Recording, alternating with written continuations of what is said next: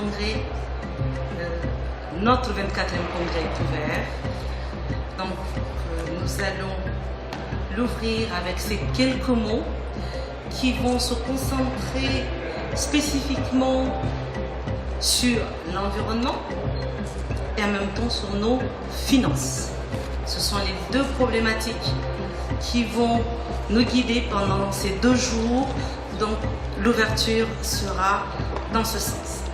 C'est avec un immense plaisir que je vous accueille ce matin, ici, porte de Versailles, pour la tenue de notre 24e congrès de l'Association des communes et collectivités d'outre-mer, en marge du salon World Efficiency, qui met cette année l'accent sur les solutions pour les ressources et climat.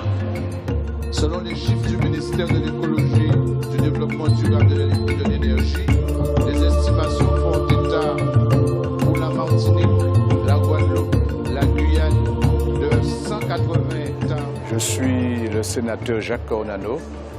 Je fais partie de la délégation sénatoriale et c'était important pour nous puisque nous défendons une idée qui est de donner une visibilité propre au Drom-Tom, des départements et régions et territoires d'outre-mer, sur le débat et concernant les conséquences du changement climatique. Et c'est dans ce cadre-là que j'ai participé sur le changement climatique et notamment sur les algues aux Antilles. Eh bien, ce partenariat s'inscrit dans la continuité. Ça fait 3 ans que nous participons aux conventions annuelles de la CCDOM, donc 2 fois à Paris, 1 fois en Polynésie. Et il m'a paru naturel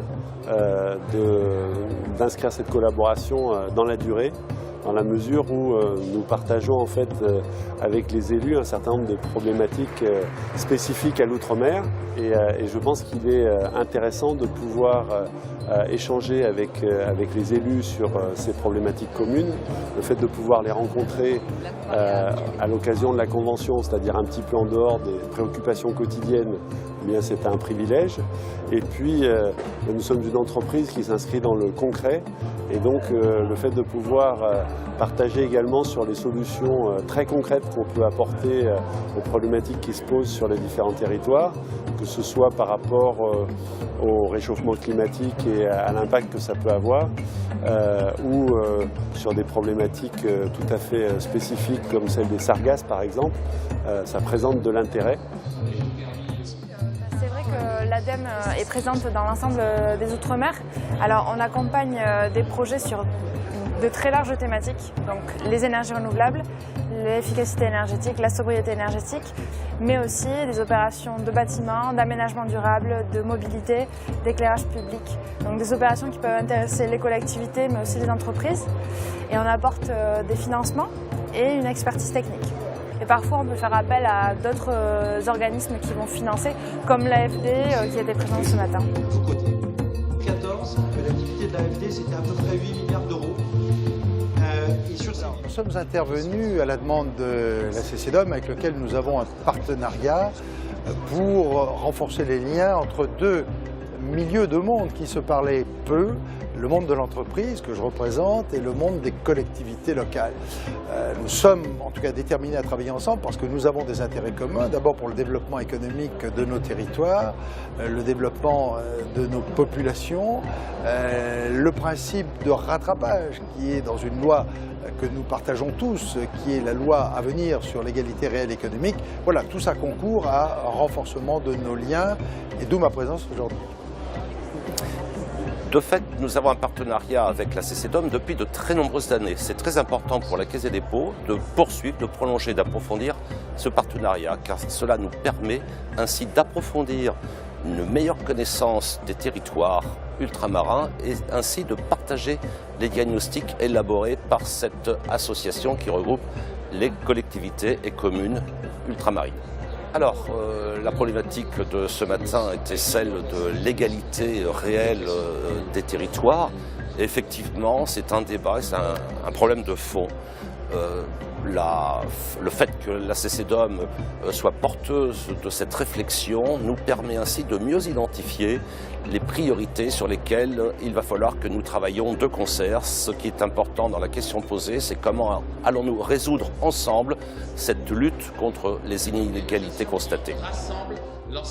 Aujourd'hui, je viens parler d'un thème que le CREFOM a imposé dans le débat général, qui est l'égalité réelle économique. Donc il faut qu'aujourd'hui l'État, la République, assume sa responsabilité. Quand dans l'Hexagone, vous avez un territoire défavorisé, eh bien vous faites un plan de rattrapage. C'est ce qu'a fait le Premier ministre pour la Seine-Saint-Denis. Eh bien nous demandons que ces plans-là soient aussi valables pour les Outre-mer. Ce que nous demandons pour les Outre-mer, ce n'est ni plus ni moins qu'un traitement équitable, égalitaire par rapport à l'Hexagone. Ce matin, dans ce congrès de la CEDOM, nous allons parler plus spécifiquement de la thématique de l'égalité réelle outre-mer. Voilà, c'est un sujet qui est d'actualité, qui a été lancé par le chef de l'État. Donc c'est important que les uns et les autres donnent leur avis sur le contenu de cette égalité réelle.